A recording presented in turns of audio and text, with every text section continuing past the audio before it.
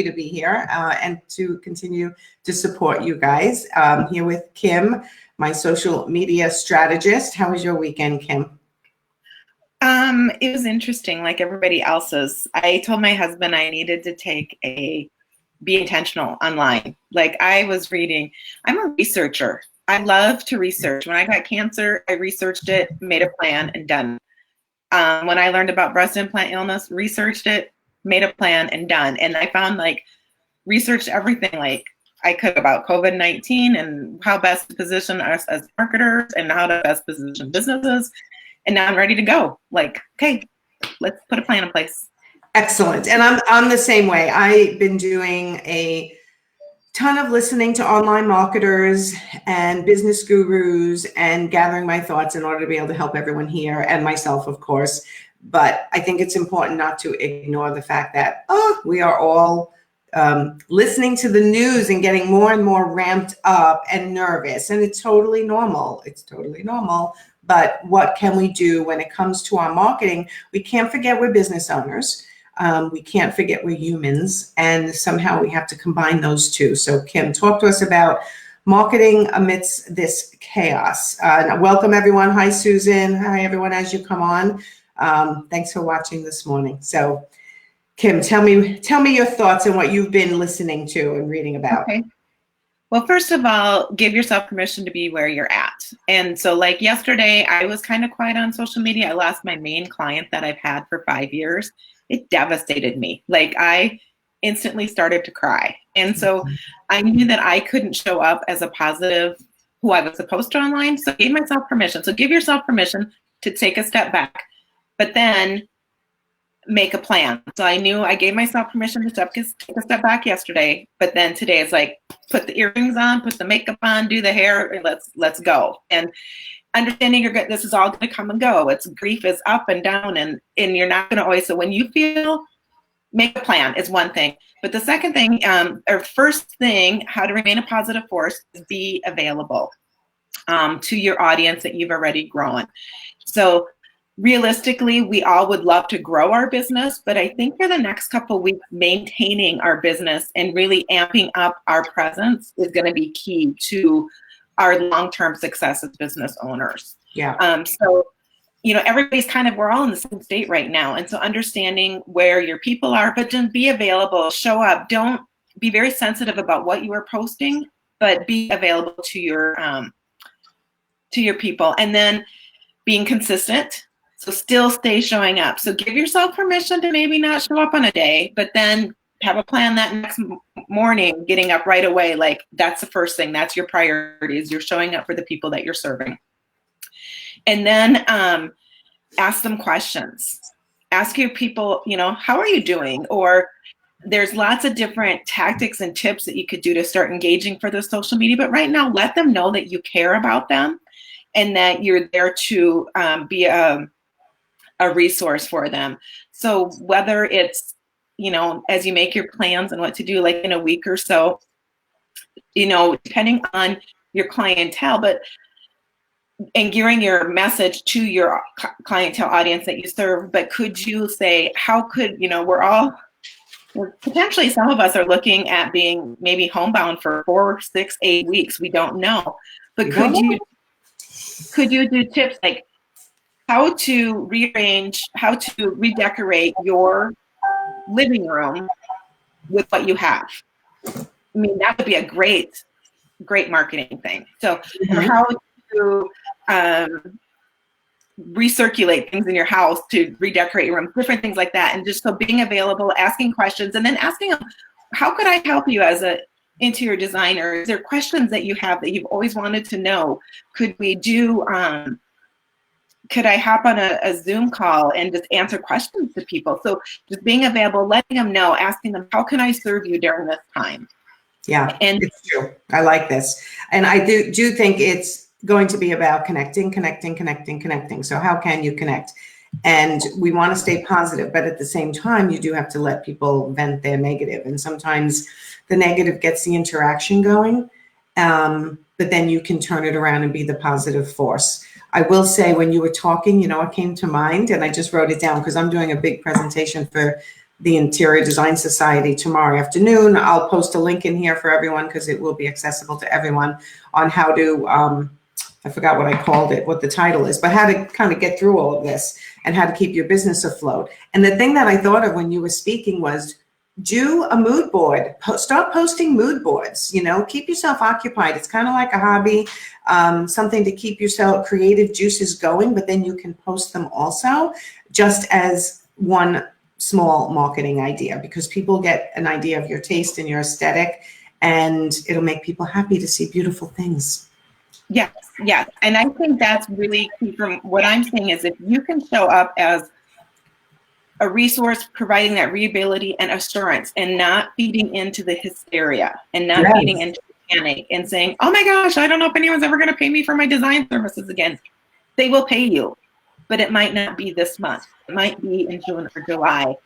People might look at their houses like, we've been stuck in this house for 8 weeks. We need to do something different.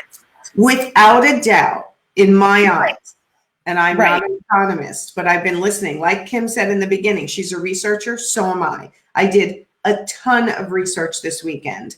And when we come out of this, the interior design field will soar again, right? So it's definitely a matter of staying in front of your people, staying connected, keep your marketing up. And I actually say double down on your marketing. And when I say marketing, I don't mean making offers constantly. I'm not saying, you know, get on and every other post is, you know, get on a virtual consult for me for only $150. I mean, just be present and talk about the fact that you're an interior designer and you're coming up with creative ways to continue to help clients, but you don't always have to be right in their face with a direct offer. That makes sense. Correct. Yep. And I would just listen to your audience, and you can tell when they're ready for you to make an offer, like they're ready to like maybe invest in the services. So really just listen to that audience, because again, you want to be the reassuring voice to your loyal customers and to the customers that you may work with. So like Nancy said, the mood board, I even had an idea of showing people how to make like Pinterest boards and how they could use that to help their interior designers when they're ready to do that. Or showcase, you know, it would be really fun to do a video or a little lesson on how to pick wall colors, you know, just different things to share your knowledge, so then they can see like, oh, I really like them. I mean, I'm already doing it, but we have a gal, her name is Sanaz, and she has this little Mediterranean restaurant in Sioux Falls here. She is showing up online so much that we will be going there as soon as this is all done, because she's teaching us how to belly dance. That has nothing to do with she's teaching you how to belly dance. Right now, my belly doesn't want to be doing a lot of dancing with all the eating I've been doing, but that does sound like a really good marketing idea. Well, and then yesterday she showed up, and she's got beautiful skin, like gorgeous, and she showed us the little ointment things that she puts 3 oils together and puts it on her face every Sunday morning. That has nothing to do with Mediterranean cooking. Right. But she showed up, and what she's doing is like, I can't wait to see what she has online next. And so showing up, and when we give, we feel good. And when we give, that helps take care of, decreases our anxiety a little bit, because it helps us focus on somebody else. And so, so be available, ask questions, address any concerns, and then offer support and solutions. So everybody here has got a wide breadth of knowledge. They're good at what they do. Showcase it, share it, talk about even, you know, people seem to be reminiscing a little bit more. Talk about what it was, you know, your journey to get where you got. People want hope. I don't know, whenever you've gone through a crisis, what do you want? You want hope. And sometimes you don't have that inside. So you look at the experts, you look at the people around you. People are looking on Facebook. They're looking for people to give them that little bit of hope. Yes. And we all love beautiful places. So giving them hope. I love that. And I do think I want to remind everyone that people don't hire you for information. They hire you for implementation. So you can literally give and give and give all your knowledge out in public, on your Facebook pages, on your Instagrams, anywhere else, and realize that that's not going to stop somebody from hiring you when they're ready to hire you.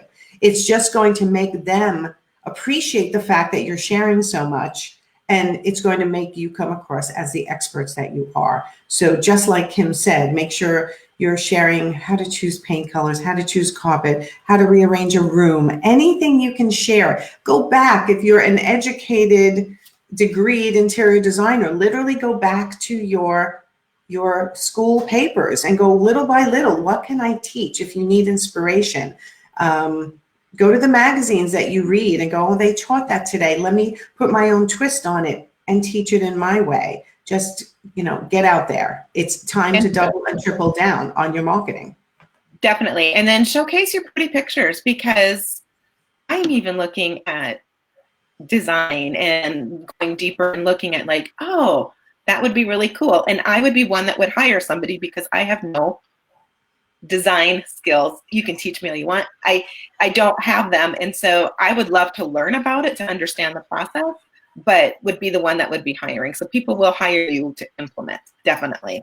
Definitely. And there are still people spending money. There's definitely a lot less. I'm not going to make it Pollyanna. It's not that many, honestly, but there are people spending money. And this is actually an opportunity for them to get an interior designer when the designer's not so busy, right? Correct. If they have an empty home that they're moving into, you could possibly still get in there without exposing yourself. You can be going on Zoom and doing a lot virtual. When it comes to e-design, I'll talk about that another time. But basically, you can take your existing design firm and add some virtual to it and keep going for those clients who want to keep going. So, correct. And there are people that still want to keep going. And I think you'll find that it might be more limited than what it was in the past, like last month, but it's not done and over. Like, people still want to dream and they still want to design their homes. And I think you're right. I think you're going to see a bigger surge of people wanting to, especially when you think of the medical field of it, is that when you have a crisis and a trauma, and then people are having to live in this confines of these 8 walls, or these walls for 8 weeks, if that's what it is. I don't know. That's what, 4 to 8 is what they're talking. You don't want to be reminded of that. So you're going to want to change. oh yeah, I mean, I'm in a rental and I'm looking around going, oh, I need a new table there. I need to rearrange this.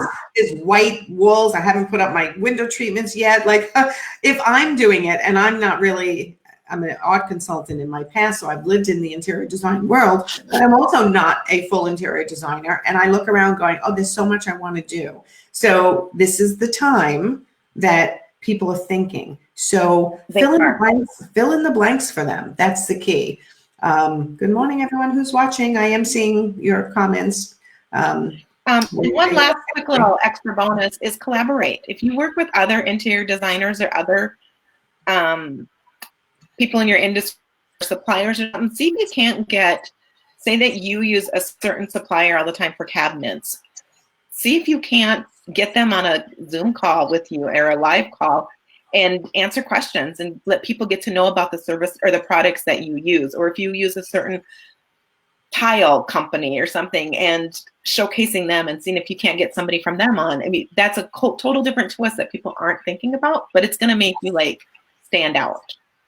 I love that. I actually was thinking this morning what a really good idea for interior designers who are in this group, grab one of the designers in a different location than you and do a joint live, do a joint Facebook Live and discuss business, your local area, some tips. Just pick a topic and talk about it. If you've always been afraid to do lives, one of the best ways to do it is with somebody else, rather than you feeling like you're just talking in the camera. So you guys can set that up right now and just set up design chats at different times. From your Facebook personal page, you can actually do it, or your business page, or on Instagram. But do that, because then you are putting yourself out there on a regular basis. So correct. Yep. Yeah. So if you do a design chat, I would record it and then share it on YouTube and LinkedIn, Pinterest. Share it on all the different stuff, so you're not having to work extra. You can work smarter. It's a good idea. They don't actually have to do it live. They can just record it in advance and then post it. Yeah, especially if you're nervous about going live, that kind of takes away that little bit of extra nerves.